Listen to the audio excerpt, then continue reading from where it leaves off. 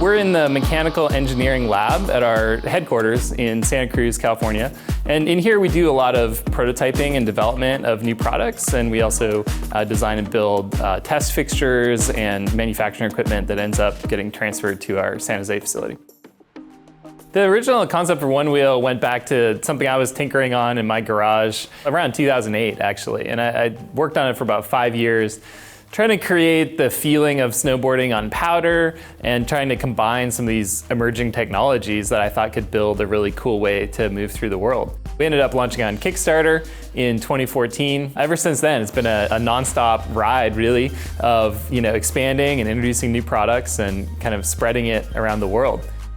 People have taken on one-wheeling as a sport and really pushed the progression the way that all board sports kind of have. And I think when we came out with Pint, part of it was to say like, hey, some people are going to be really into pushing all the limits and dropping at 8 stair and riding super aggressive terrain. And that's kind of what our existing products have been optimized for. Pint's a little bit more casual. It's grab it, take it with you, ride through town, zoom around a parking lot, and just have fun with it.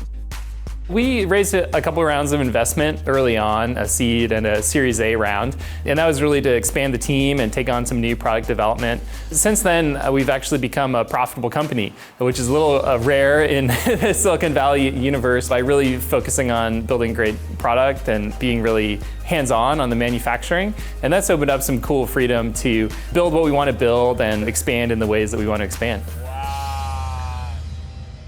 This is the first Onewheel of all time ever built. We call this Old Ironsides right here. This is like a later iteration. Back then you had like an actual button on the pad. This is how the board sensed you, knew you were there. This was the board that we actually launched the company with. Way less duct tape today.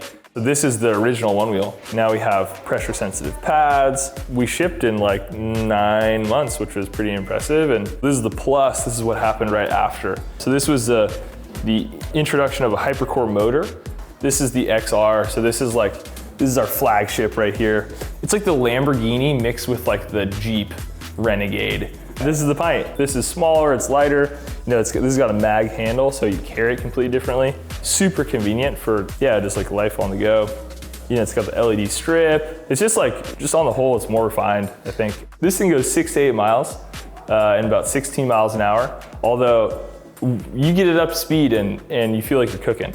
It's kind of like the Subaru WRX of the Onewheel line. This is like the Ford F-250. Quiet on set. Pint has a bunch of cool features. One of them is, of course, that it's a lower price. It's under $1,000. Part of the way that we did that is we've been able to take everything we've learned about manufacturing over the last 5 years and kind of use it to build a new factory specifically to manufacture Pint.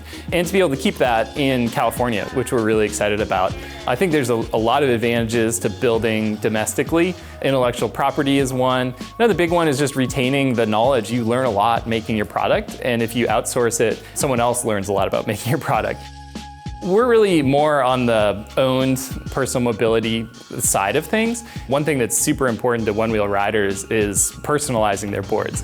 So it's kind of the opposite, right? If a shared vehicle is like generic, they're all kind of the same and you have like no ownership of it versus, an owned thing that's got your stickers and your custom colors and like it's sort of your pride and joy, right?